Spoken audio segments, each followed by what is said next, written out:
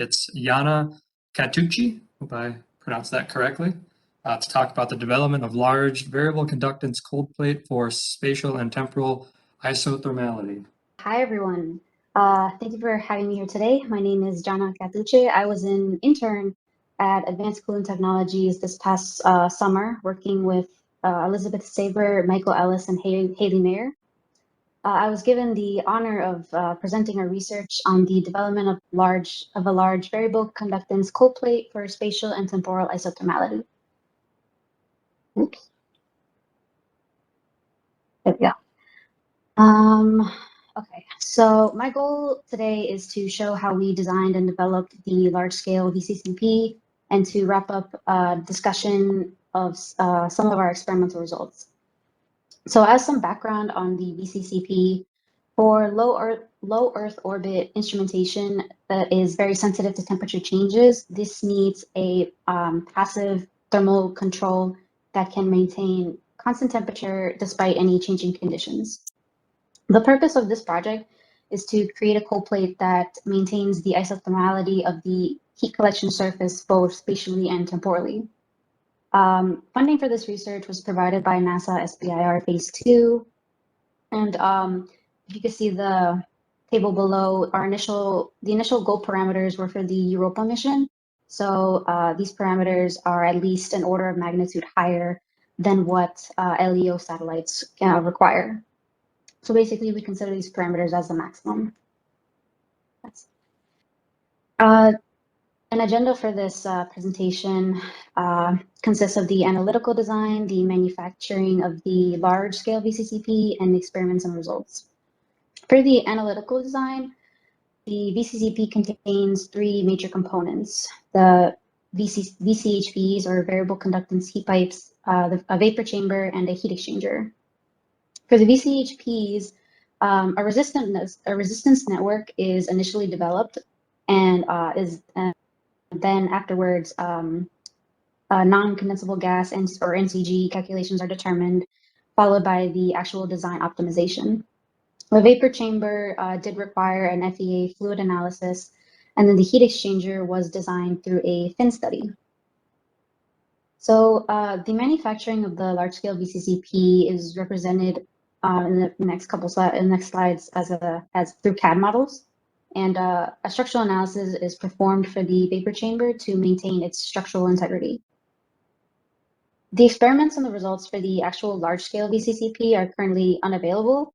However, what will be shown are the experiments and the results for the subscale acetone model from Phase 1, containing the testbed and parameters and some of the results, and a look into the Phase 2 subscale ammonia model, to which the large-scale design is actually based off of. So for the VCCP, it is comprised of the following technologies. We have the vapor chamber, upon which the hot electronics are mounted. This vapor chamber acts as a heat spreader and maintains the spatial isothermality across the components that are mounted on top, right over here. We have the variable conductance heat pipes, which achieve temporal isothermality despite any changing conditions. And then the heat exchanger, which rejects the actual heat to an ultimate heat sink. To analytically model the VCCP, we first focus on the one heat pipe as one single cell. So to start the discussion for the thermal resistance network for the VCHPs, the input parameters are defined as the heat load, the basic geometries, and the conditions of the sink. But our goal with the analytical model is actually to see the performance of the VCCP across a range of sink temperatures. So starting at the heat pipe condenser, we can create a thermal resistance network from the heat sink to the heat vapor, which you can see on the right.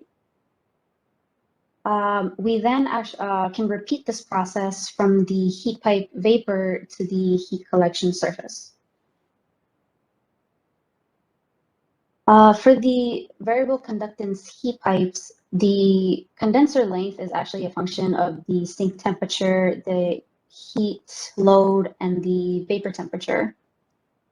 So we can use this relationship between the non-condensable gas and the saturated vapor to find the vapor temperature. As the vapor temperature and the pressure changes, the active condenser length changes as well, and we can mathematically show the NCG calculations using the ideal gas law to approximate the behavior of our selected gas. So at any given temperature, the number of moles of the NCG must be the same. We can create this function. We can create a function that is reliant on the sink temperature, then the vapor temperature, and the heat load highlighted down here at the bottom. The difference between the number of moles and the maximum vapor temperature must be 0. So that means that we can find a root value for the vapor temperature, which makes our function equal to 0. So now that the vapor temperature, the VCHPs, is a function of the sink temperature and the heat load, and therefore varies the conductance of the heat pipes, our analytical model can be more accurately shown, can accurately show the performance of the VCCP. So from here, we can optimize the design by altering the following parameters: the number of heat pipes, the system geometry, including the heat pipe diameter, the size of the NCG reservoir, and the type of wick. When altering these parameters, the goal is to have a performance curve of the heat collection surface temperature and the coolant temperature that is below the goal temperature, while also being as flat as possible. A flat curve indicates the temporal isothermality, and the coolant temperature changes as the surface temperature changes, it's more slowly.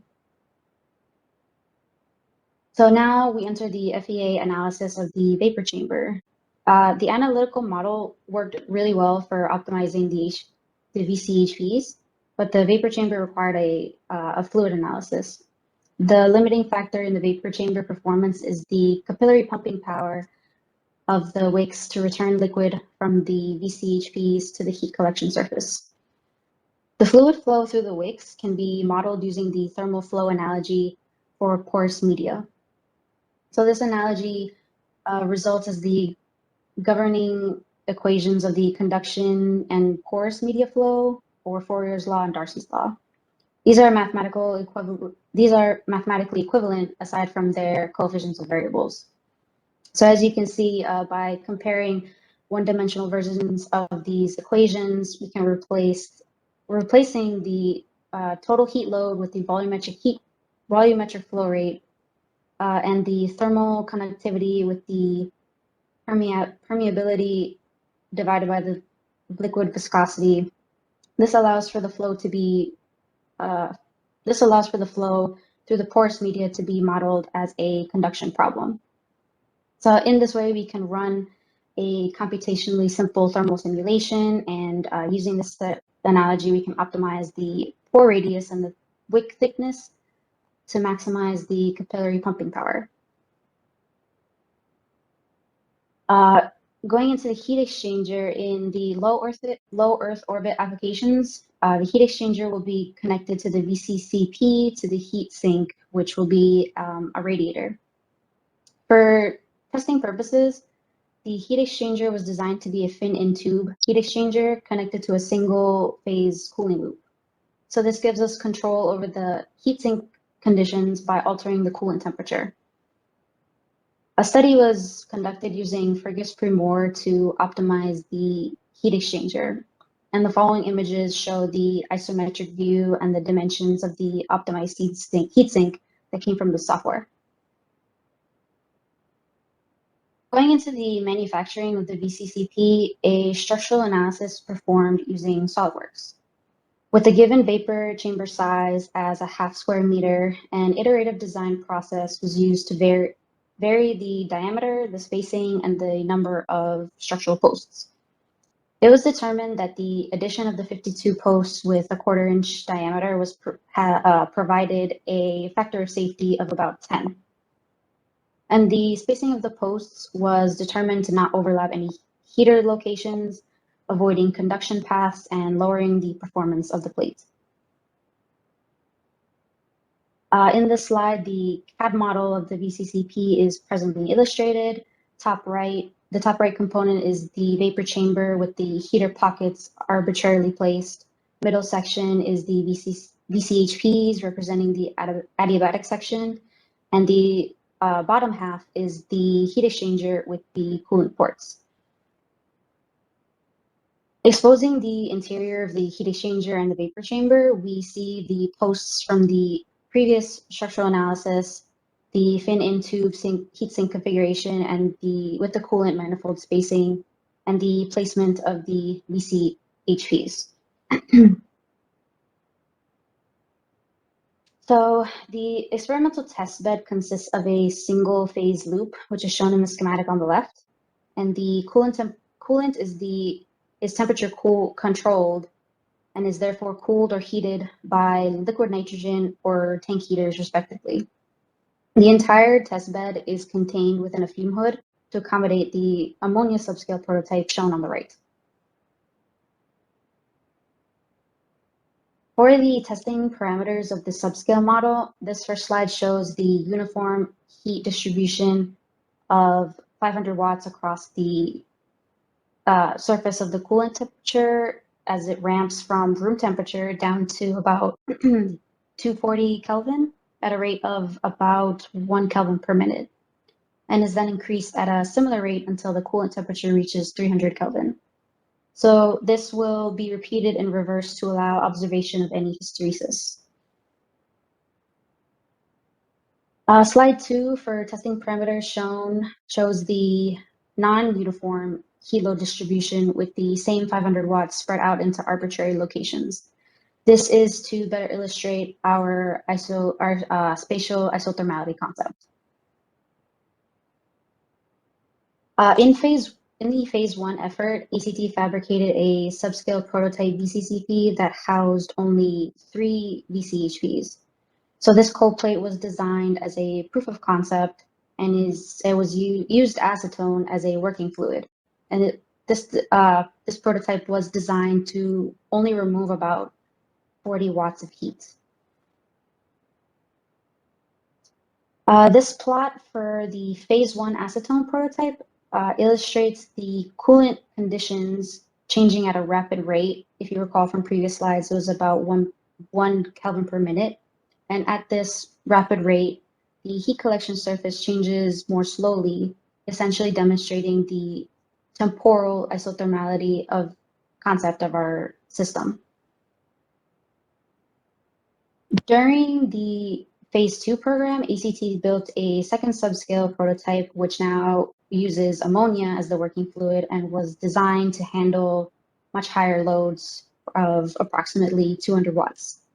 This prototype is currently finishing up its testing, and once this is done, the full-scale prototype will be tested in the same test bed. So basically, this image shows what the full-scale design is going to look like, but on a larger scale. So it's half a square meter, and it's going to handle about 500 watts of heat load. For future work, our next steps, or the ACT's next steps, is to finalize fabrication and testing of the full-scale VCCP, and they're also looking to pursue flight opportunities for this research, for this project. So this ends the presentation. I would like to acknowledge the NASA Phase 2 SBIR. Our tech monitor, Jeffrey Didion, he presented a little earlier. Oh no, I think he did. And then also would like to thank the technicians, Ariana, Max, and Phil, for their assistance in the fabrication and the testing. It's greatly appreciated. This ends our presentation. Any questions? Yeah, Yana, thank you very much for that presentation. Yeah, if you have any questions for her, please throw them in the chat. I got a little bit of time here. I know we're in everyone's lunch, but I think at this point, if you have some questions, we can probably go through them. Yeah, just a quick question for myself. Is there continuing work for this, like a phase 3 SBIR? I believe so. Since I was just an intern for the summer, I'm pretty sure this is continuing, and yeah, in the future work where they're trying to look for actual flight opportunities. So, any more questions specifically, I guess you can direct them to Ellie or anyone at ACT that knows further details. Okay. This is Ellie just chiming in to say that, yeah, we currently do not have like a phase 3 in the works, or a phase 2E is probably what we'll try and pursue. We're still kind of wrapping up the phase 2 program, but we are looking to extend again for flight opportunities for this. Okay. Thank you. So how well did the analytical models perform compared with the experimental data, and how well did the resistance network / high fidelity fluid model match with the test data? I'm assuming that's a typo. For the phase 1, that they match pretty well the predicted performance of the VCCP with the experimental data. I don't have any numbers right off the top of my head, but I will say that they matched fairly well. Yeah, and with that, I think we'll wrap up our passive thermal session for day 2 here. And I'd like to give a big thanks to all of our presenters. I know we jammed a lot of information in this morning, a lot of presentations. I think this was the most full out of any session that we've had TFAWS this year. So I want to thank to all of our presenters for coming out and displaying their work and dealing with us trying to keep everyone on time. So thanks again for that. And I wanted to thank all of our hosts and organizers behind the scenes here. You see a lot of people with host and co-host by their name. They're running the presentations and keeping things organized from a technical standpoint. So I want to thank all of them. And then I want to thank finally all of our attendees. This is you're the ones that we put this on for, and without it, TFAWS wouldn't be much of anything. So I want to thank all of our industry partners and agency partners and NASA, and for all the attendees here today. And hopefully to see a lot of you next year. It sounds like we're going to have in-person TFAWS. So very much looking forward to that.